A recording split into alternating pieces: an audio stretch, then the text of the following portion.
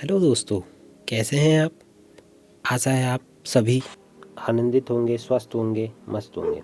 आज हम uniform civil code समान नागरिक संहिता के बारे में चर्चा करेंगे। क्या है यूसीसी और इसमें क्या क्या कठिनाई हुई है। समान नागरिक संहिता यूनिफॉर्म सिविल कोड यानी भारत में रहने वाले सभी नागरिकों के लिए एक समान कानून लागू होते हैं, फिर चाहे वह किसी भी जाति, धर्म, समुदाय से संबंधित हो। यूनिफॉर्म सिविल कोड सभी धार्मिक समुदाय पर लागू होने के लिए एक देश एक नियम के साथ प्रतिध्वनित होती है। भारतीय संविधान के अनुच्छेद 44 के भाग 4 में समान नागरिक संहिता शब्द का स्पष्ट रूप से उल्लेख किया गया है। अनुच्छेद 44 कहता है, भारत के पूरे क्षेत्र में नागरिकों के लिए एक समान नागरिक संहिता को सुरक्षित करने का प्रयास करेगा। यह संविधान के अनुच्छेद 44 के भाग 4 में के नीति निर्देशक तत्वों से लिया गया है, जो कहता है कि एक देश में एक ही कानून लागू होना चाहिए। तो अब तक इसमें क्या क्या हुआ। राज्य सरकार ने 2022 में उत्तराखंड समान नागरिक संहिता का ड्राफ्ट तैयार करने के लिए विशेषज्ञ समिति का गठन किया। विशेषज्ञ समिति के तैयार किए गए ड्राफ्ट को 7 फरवरी 2024 को उत्तराखंड विधानसभा में पारित किया गया। 11 मार्च को राष्ट्रपति का अनुमोदन हुआ। 12 मार्च को राज्य सरकार ने यूजीसी गजट नोटिफिकेशन जारी किया। विधेयक की नियमावली और क्रियान्वयन के लिए पूर्व मुख्य सचिव शत्रुघ्न सिन्हा की अध्यक्षता में समिति गठित हुई। नियमावली और क्रियान्वयन रूल्स मेकिंग ऑफ इम्प्लीमेंटेशन समिति का नाम दिया गया। 18 अक्टूबर 2024 को यह सीएम धामी मुख्यमंत्री को सौंप दिया गया। 27 मार्च 2025 को उत्तराखंड में यह लागू हो गया। अब प्रत्येक वर्ष 27 मार्च को समान नागरिक संहिता दिवस मनाया जाएगा। के ड्राफ्ट के मुख्य बिंदु: हर शादी का गांव में ही रजिस्ट्रेशन होगा। बिना रजिस्टर की शादी होगी अमान्य। शादी का रजिस्ट्रेशन नहीं होने पर किसी भी सरकारी सुविधा का लाभ नहीं मिलेगा। पति और पत्नी दोनों को तलाक के समान अधिकार उपलब्ध होंगे। तलाक का जो ग्राउंड पति के लिए लागू होगा वही पत्नी के लिए भी लागू होगा। नौकरीशुदा बेटे की मौत पर पत्नी को मिलने वाला मुआवजे में वृद्धा माता पिता के भरण पोषण की जिम्मेवारी होगी। अगर पत्नी पुनर्विवाह करती है तो पति की मौत पर मिलने वाले कन्फर्सेशन में माता पिता का भी हिस्सा होगा। पत्नी की मौत हो जाती है और उसके माता पिता का कोई सहारा ना हो तो उसके भरण पोषण की जिम्मेवारी पति की होगी। गार्जियनशिप: बच्चे के अनाथ होने की सूरत में गार्जियनशिप की प्रक्रिया को आसान किया जाएगा। पति पत्नी के झगड़े की सूरत में बच्चों की कस्टडी उसके ग्रैंड पेरेंट्स को दी जा सकती है। यूसीसी में जनसंख्या नियंत्रण का भी हो सकता है प्रावधान। जनसंख्या नियंत्रण के लिए बच्चों की सीमा तय की जा सकती है। विधेयक आने से पहले और अभी तक क्या चल रहा था। शादी, तलाक, विरासत और गोद लेने के मामले में विभिन्न धर्मों के अलग अलग पर्सनल लॉ थे। विधेयक आने के बाद एक कानून बनेगा जो सभी धर्मों को मानने वाले पर समान रूप से लागू होगा। बहुविवाह पर रोक: तलाक के बाद दोबारा उसी पुरुष से शादी के लिए कुरीतियाँ थी। महिला को अब जो विधेयक आया, महिला को तलाक के बाद उसी पुरुष से शादी करने का जोर नहीं दिया जाएगा और कुरीतियों पर कोई शर्तें नहीं होंगी। लेकिन धार्मिक परंपराओं पर इसमें कोई फर्क नहीं पड़ेगा। यूनिफॉर्म सिविल कोड का मतलब ये नहीं कि विवाह मौलवी या पंडित नहीं कराएंगे। ये परंपराएं पहले की तरह बनी रहेंगी। नागरिकों के खान पान, पूजा, इबादत, वेशभूषा पर इसका कोई असर नहीं होगा। अब ये इसकी कई चुनौतियाँ भी थी। समान नागरिक संहिता का मुख्य उद्देश्य विवाह, तलाक, गोद लेने, विरासत, उत्तराधिकारी तथा संरक्षितता से संबंधित वर्तमान कानून को सुव्यवस्थित करना होगा। यूसीसी का उद्देश्य व्यक्तिगत कानूनों को प्रतिस्थापित करना और सभी के लिए लागू एक समान कानून लाना है।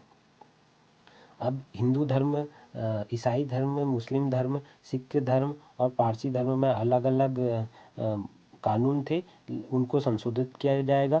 जैसे हिंदू विवाह में 1955, उत्तराधिकारी से 1956, सिख में था 1909, पारसी में था 1936, ईसाई धर्म में विरासत और उत्तराधिकारी के लिए 1869 और मुस्लिम में था 1937।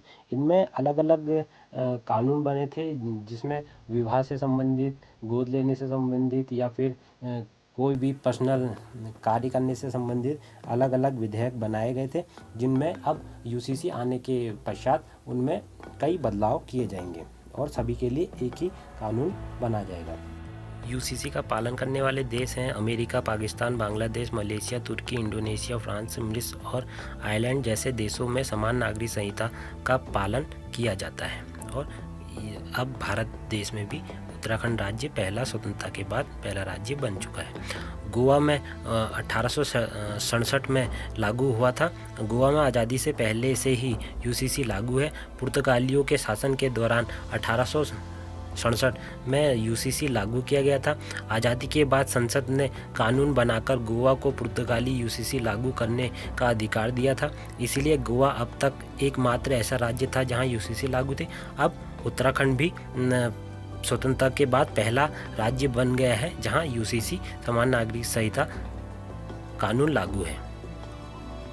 यह नियम भी है। यूसीसी लागू करने को ग्राम क्षेत्र में एसडीएम, रजिस्ट्रार, ग्राम पंचायत विकास अधिकारी सब रजिस्टर होंगे। नगर पंचायत और पालिकाओं में एसडीएम, रजिस्ट्रार होंगे। 26 मार्च 2010 से संहिता लागू होने की तिथि के बीच विभाग का पंजीकरण 6 माह में कराना होगा। संहिता लागू होने के बाद होने वाले विभाग का पंजीकरण विवाह तिथि से 60 दिन के भीतर होगा। समान नागरिक संहिता लागू होने से पहले से स्थापित लिव इन रिलेशन का संहिता लागू होने की तिथि के 1 माह में पंजीकरण कराना आवश्यक होगा। यदि लिव इन के दौरान महिला गर्भवती हो जाती है तो रजिस्ट्रार को अनिवार्य तौर पर इसकी सूचना देनी होगी। बच्चे के जन्म के 30 दिन के भीतर उसे अपडेट करना होगा। वसीयत 3 तरह से की जा सकेगी: पोर्टल पर फॉर्म भरकर, हस्तलिखित या टाइप वसीयत अपलोड कर, या वीडियो में वसीयत बोलकर अपलोड करनी होगी। अहम 3 बातें: 6 महीने तक नहीं लगेगा शुल्क। जिन पंजीकृत व्यक्तियों का विवाह यूसीसी लागू होने से पूर्व पंजीकृत हुआ या तलाक की डिक्री घोषित हुई या विवाह निरस्त हुआ हो, उनसे 6 माह तक रजिस्ट्रेशन शुल्क नहीं लिया जाएगा। बेटियों को संपत्ति में समान अधिकार: यूसीसी में बेटियों को संपत्ति का समान अधिकार दिए गए हैं। परिवार के सदस्यों के बीच मतभेद न हो, इसके लिए मृतक की संपत्ति पर पत्नी, बच्चे और माता पिता को समान अधिकार दिए गए हैं। एसटी पर लागू नहीं होगा: मुख्यमंत्री ने कहा, संविधान के अनुच्छेद 342 के तहत वर्णित अनुसूचित जनजाति को यूसीसी के दायरे में से बाहर रखा गया है। इससे उनके रीति रिवाज पर कोई भी प्रभाव नहीं और उनके रीति रिवाज का संरक्षण हो सकेगा। तो ये था आज का टॉपिक, यूसीसी समान नागरिक संहिता यूनिफॉर्म सिविल कोड, जो उत्तराखंड में 27 जनवरी 2025 को लागू हो चुका है। तो आपको यह वीडियो कैसी लगी, प्लीज़ कमेंट करें, शेयर करें और लाइक करें। धन्यवाद।